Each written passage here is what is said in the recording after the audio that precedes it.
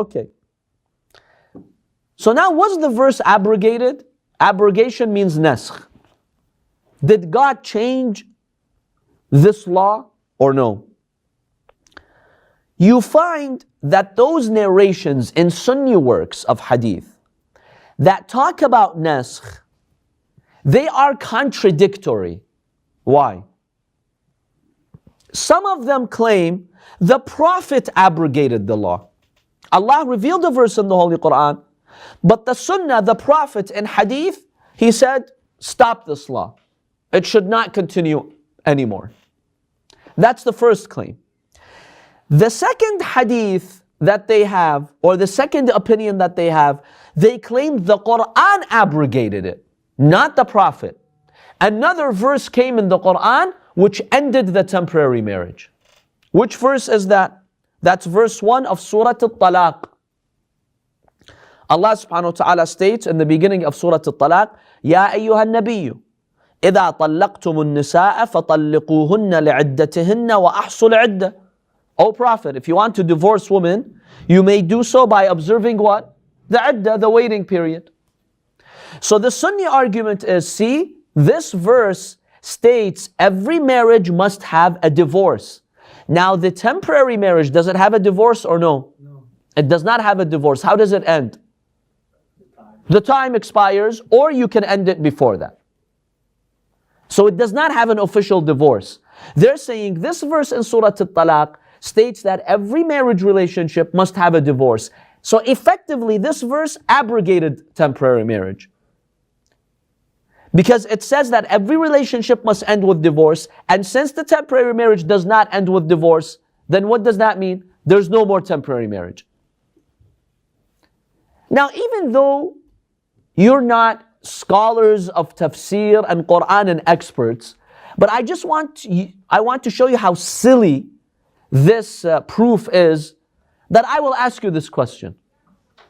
We have one verse in Surah An-Nisa, which we just talked about, that speaks about the temporary marriage. And Fakhr al-Razi, Ibn Abbas, and Jabir, they agree it's about the Mut'ah marriage. So we have a verse in the Quran. Then we have another verse that states, Ya ayyuhan nabi, O Prophet, if you طلقتم النساء, if you divorce women, then observe the iddah, the waiting period. Does this verse have anything to do with temporary marriage? You tell me. What does it have to do with temporary marriage? Ya ayyuhan nabiyyu, idha طلقتم النساء فطلقوهن لعدتهن. O Prophet, if you divorce women, observe the waiting period. What does this have to do with a temporary marriage? Is Allah saying every relationship has to end with divorce for you to make that claim? No. Allah is saying when you divorce, then there's a waiting period. That's all. How is this verse doing naskh and abrogation of the Mut'ah verse? How? Tell me. The temporary marriage, she's not your wife, right? No, she is your wife, but she's a temporary wife. And the relationship... That's why they're saying that it has to be divorced, because she's your... See, their idea is early on in Islam, there was a type of marriage where it was temporary. In the contract, you state the time. When the time expires, that's it. You separate. She observes her iddah and you separate. But there is no divorce. Like you don't need to sit and say, Zawjati taliq, and have two witnesses. No need for that. I'm just trying to reason with what they're... So their claim is, yes, there is such a verse in the Holy Quran. But Allah did the naskh, He abrogated it with which verse? Verse 1 of Surah Al-Talaq. Tayyib, Surah Al-Talaq has nothing to do with the temporary marriage. It's just saying that if you want to divorce, فَطَلِّقُوهُنَّ لِعِدَّتِهِنَّ وَأَحْصُوا الْعِدَّةِ. Make sure you observe the waiting period. What does this have to do with temporary marriage? Do you even legally understand that this second verse is negating the first verse? Imagine today a court states the following. It issues the first order.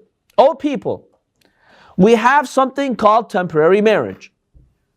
And if you engage in temporary marriage by stating the duration, give them their ajr, give them their dowry. That's the first law. Then later on, next month, the court issues this order. What does the court say? It says, if you divorce women, observe the waiting period. What do you understand from these two laws? They're totally separate. Do they have anything to do with each other? Is the second law negating the first law? No. What do they have to do with each other? But some of these Sunnis, they've claimed, no. This second verse abrogated the first verse. It did naskh of the first verse. طيب, شو خصة? What does that have to do with it? So the contradiction in their ruling is that sometimes they claim the Prophet himself abrogated it, and sometimes they claim the Quran abrogated it. So which one is it? Does the Quran cancel the temporary marriage as they claim, or did the Prophet cancel it? How come you have contradictions in your hadith? That in itself tells us there's something going on. Something's not right. There's a contradiction here.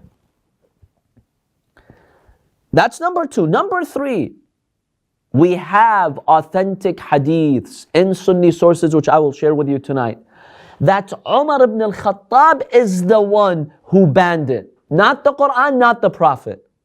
So now which one is it? Is it the Prophet who banned it? Is it the Quran who banned it? Or is it Umar ibn al-Khattab who banned it? So look at the contradictions. Three different opinions here. That in itself tells you there's something wrong. Number four,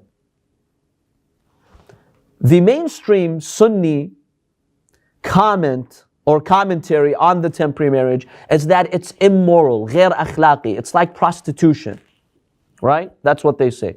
Question: if Fakhr al-Razi and major Sunni scholars agree that early on in Islam it was allowed, then the Prophet banned it, then the Quran banned it, fine. For the sake of discussion, we'll say the Prophet banned it. If they're accusing the Shia of immorality because they believe in the temporary marriage, don't you believe early in Islam Allah allowed it? Would Allah allow something immoral? No. Would Allah allow prostitution?